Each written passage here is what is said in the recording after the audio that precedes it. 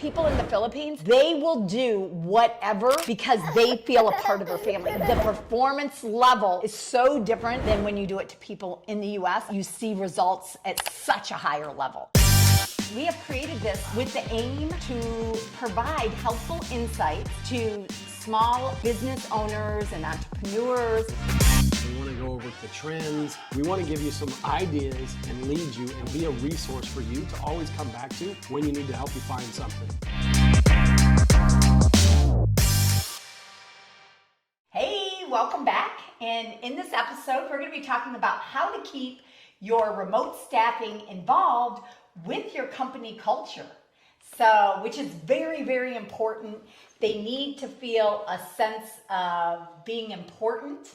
And we use people in the Philippines and they love to be a part of something. And if you treat them as if they're in-house staff and you show how important they are, the outcome of their performance is so much higher, we notice.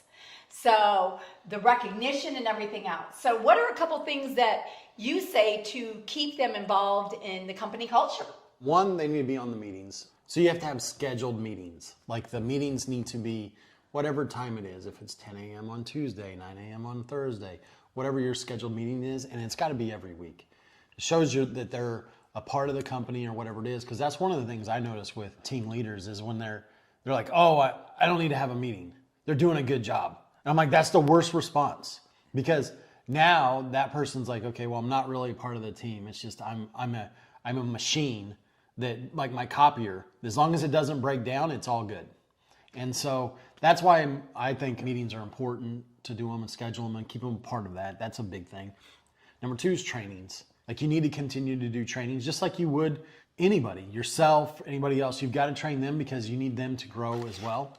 And you want them to see that you're investing in them with it. And then you have a meeting, a quarterly meeting with them, where you're, as the CEO, with all hundreds of virtual assistants we have in our company, you're actually sitting there talking to them. And at the end, there's awards that people get, right?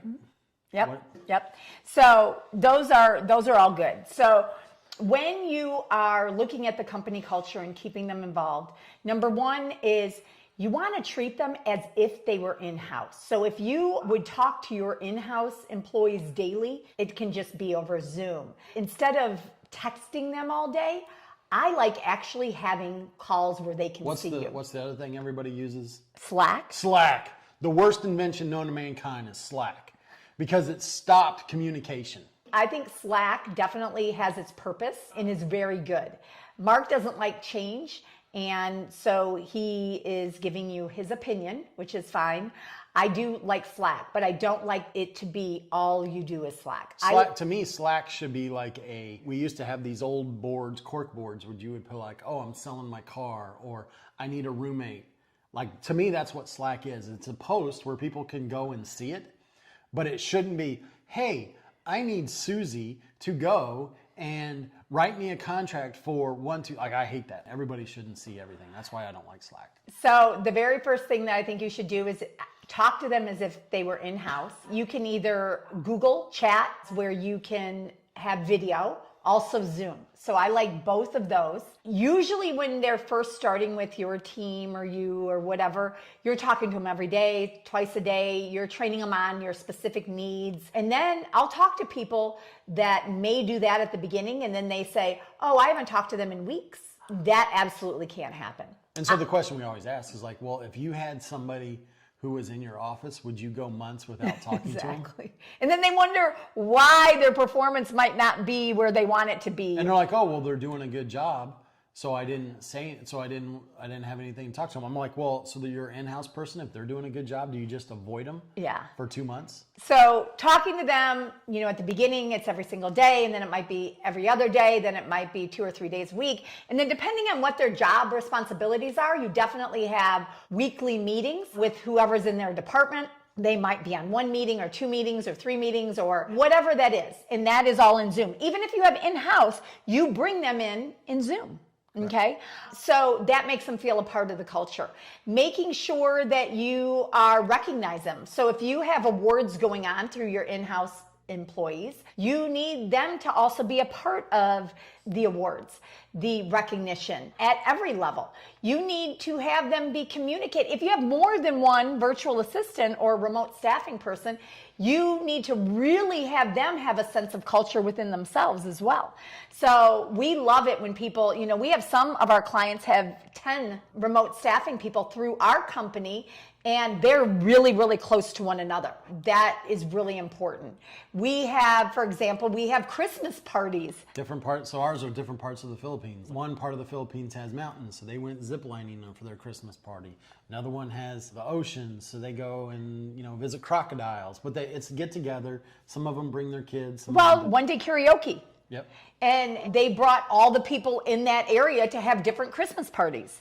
We have a culture meeting like Mark was talking about. So every quarter now, which I'd never done before, but realized how much they loved it, we now do a culture meeting with the entire company, and you should do that as well and bring them involved in the culture, where they know the vision, they know your core values, they know where the company's headed, how the company's doing. They also are recognized for different awards and things like that. Also newsletters. If you have a newsletter within the company, they should be brought up in the newsletter. Celebrating birthdays. Yes, celebrating birthdays and holidays. I mean, there's so many different ways. And I'm going to tell you what, I think different countries are probably different, but the Philippines, if you have remote staff from the Philippines, you've got to be doing these things. They love, love, love the recognition. They love to feel a part of something. They work from home. They need this communication. They need this feeling important. So it's so important that you're making them important, and then that they realize what are their responsibilities, what do they need to be doing, what are your expectations for them, and making sure that they're very aware of all of these things. Your culture meeting every quarter should be an hour. Some of it should be training. Some of it should be recognition. And all of these things are so important to make sure that your remote staff feels a part of your company. And this is something that we see is a problem amongst 95% of our clients. Well, it's just not even our clients, just 95% of all. Yeah, but our clients, I'm talking to specifically. Let's tell a couple stories. One of our clients has 2 remote staff through us, and she hired one on her own before us. And she has them for their birthdays and stuff like that. She makes really things special. And she brought them together, and she paid for them to meet, to go shopping or whatever else. And I'll tell you what, she has caused a culture within her remote staff that will never be lost because she makes them important. And she said, what would you like? Or, what was important to them? And they were like, oh my God, we'd love to meet each other. So she made that a special event for them over in the Philippines to meet. They will do whatever because they feel a part of her family. That's the other thing, especially people in the Philippines, they want to feel a part of your family. The performance level, I feel, is so different than when you do it to them than when you do it to people in the US. I just feel it. You see results at such a higher level. So you need to make sure that you are bringing a culture into your remote staff and that you are making sure that you are involved with them daily, weekly, monthly. And this is something that I see falls through way too much, and you will see a big difference in performance if you make sure you're doing it. Anything else you want to add?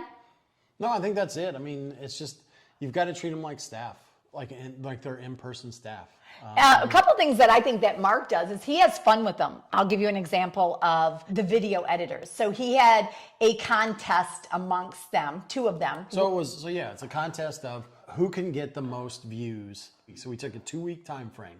Who can get the most views on YouTube Shorts for all the videos? So it wasn't like this one was, if we add them all up for 2 weeks, winner got $50, loser had to dress in a chicken suit. Originally, we were like, oh, you have to have a chicken suit and you have to wear it all day during there. And I said, but no. Like, nobody's going to see you. I said, so you have to go out and pick it up. And we were trying to get him to go to the school to pick up his kids from school, but he was afraid that he was going to get arrested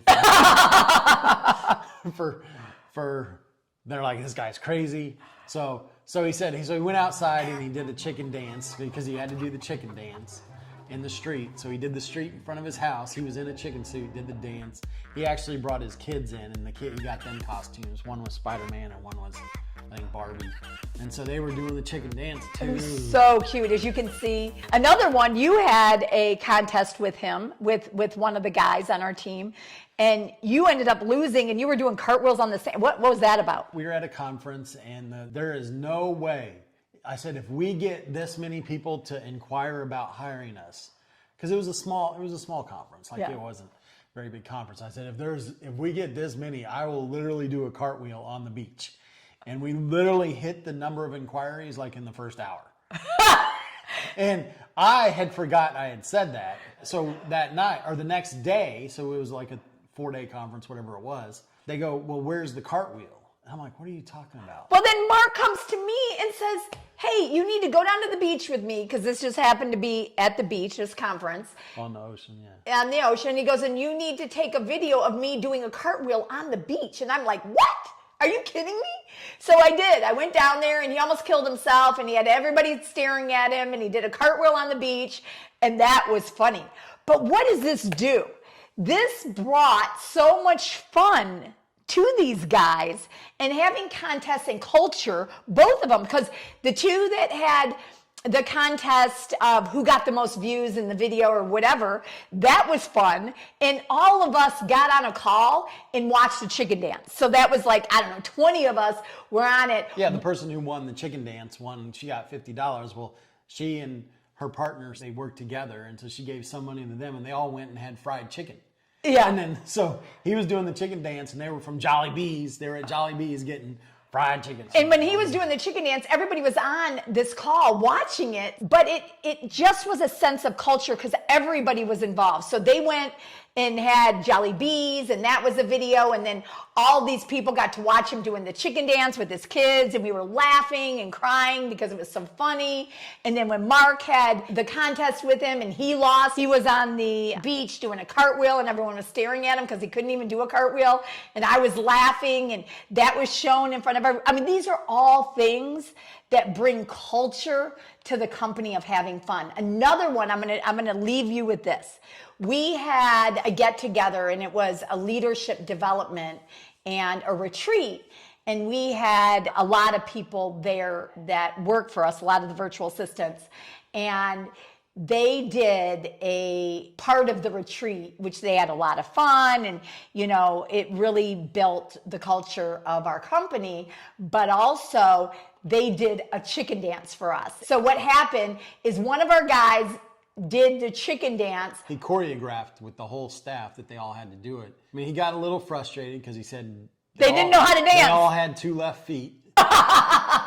But he choreographed it, and then they were able to film it. And so I want you to watch what he did. He choreographed it. He got them to all do it. And they fought a little bit because they didn't want to do it, or some of them couldn't dance or whatever else. But he did an amazing job. And what this did is they had so much fun, and it brought so much culture to the remote staffing people. So I just want you to come up with some creative ideas on how to make sure that you involve these remote staffing people in your culture daily, and how you can do the same thing. Thanks for joining us today, and hopefully you got a couple tips on how to bring remote staffing culture into your company. See you on the next episode. Bye.